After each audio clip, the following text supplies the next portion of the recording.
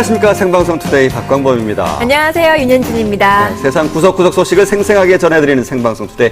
자, 오늘도 세상 돌아가는 소식부터 만나보시죠. 김재일 아나운서입니다.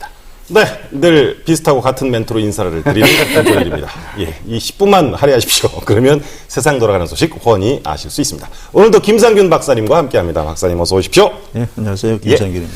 자, 이 뒤에 또 그림이 나올 텐데요. 여러분 그 출렁다리 보이십니까? 이게 출렁다리입니다. 그런데 엿가락처럼 이 휜 출렁다리의 비밀, 최근 테크노마트의 진동원이 바로 이런 이유 때문이었다고 밝혀졌습니다. 어떤 관련이 있는지 함께 보시겠습니다. 자, 엿가락처럼 휘고 있는 이 다리는 1940년에 지어진 미국의 타코마 다리입니다. 단단한 다리가 이렇게 휘는 이유는 바로 공진 현상 때문이라고 하죠. 자, 결국 휘어지기만 하다가 힘없이 무너집니다. 아니, 어떻게 저럴 수가 있죠? 이와 똑같은 현상이요, 얼마 전 서울에서도 일어났습니다. 아닌 밤중에 홍두깨도 아니고 멀쩡한 건물이 위아래로 흔들렸다는 서울의 한 고층 빌딩. 사건 당시 건물에 있었던 사람들은 깜짝 놀랄 수밖에 없었겠죠. 건물이 좀 약간 위아래로 흔들리는 멀미 날 정도. 네, 결국 건물에 있는 모든 사람이 대피하는 소동이 벌어졌습니다. 자, 며칠 후 대한건축학회 주최로 진동의 이유를 밝히는 시연회가 열렸는데요. 건물이 흔들린 이유를 밝히기 위해서 사건 당시를 직접 재현해 보기로 했습니다. 자, 그런데 상황 재현을 하기 위해 선택한 방법은 바로 이것, 태권도와 복싱, 에어로빅을 합쳐 만든 태보라는 운동이었습니다. 많은 사람들이 동시에 뛰자 이게 웬일입니까? 생각지도 않게 큰 진동이 일어났고요. 잠시 후 동작을 맞추면서 운동의 강도를 높여가자 진동폭은 훨씬 높아졌는데요. 네. 우와. 바로 건물 자체가 진동주기와 태보의 진동주기가 일치해서 건물 전체가 흔들린 겁니다. 자, 이 공진 현상의 가장 대표적인 예는 2000년 바로 이 런던 밀레니엄 다리 개통식인데 여러 명의 걸음 템포가 우연히 일치했더니 거대한 다리가 흔들려 버렸습니다. 어휴. 상위 끝에 나온 의외의 사실 공진 현상은 가끔 발견이 되기도 합니다. 지난 2004년 인천에 있는 한 건물의 국기대가 아무 힘도 받지 않았는데도 흔들리는 걸 볼 수 있었는데요. 그렇다면 주변의 많은 고층 건물 중에서도 왜 유독 테크노마트에서만 공진 현상이 일어난 것일까?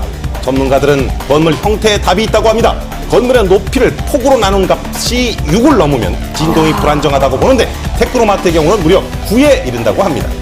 좁고 높다 이거죠. 좀 움직이네. 엄청 많이 흔들리던데 지난번보다 더 그냥 울렁대는 정도. 울렁울렁대고. 시연회 당시에도 울렁울렁대던 건물, 하지만 많은 분들의 우려와는 달리 건물의 안전성에는 문제가 없다고 합니다. 일단 큰 걱정은 덜었지만 건물 입주자들의 불안감은 덜 수 없을 것 같습니다.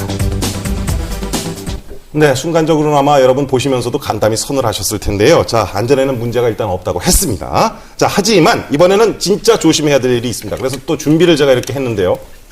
오, 예. 멋지시네요. 괜찮아요? 네. 자, 장갑이 잘 끼워져야 될 텐데.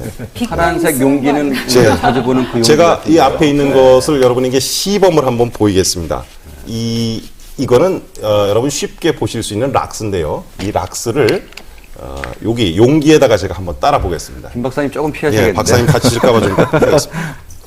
예, 예, 이게 튀는 게 보입니다. 이게 아무리 살살 해도 이렇게 튑니다. 네. 예, 이게 튀는데요. 이 작은 그 방울 하나로 바로 병원 신세를 질 수 있다고 합니다. 대체 이게 뭐 때문에 어떻게 왜 병원 신세를 질 수밖에 없는지 한번 좀 살펴봐야 될 것 같습니다. 함께 보시죠.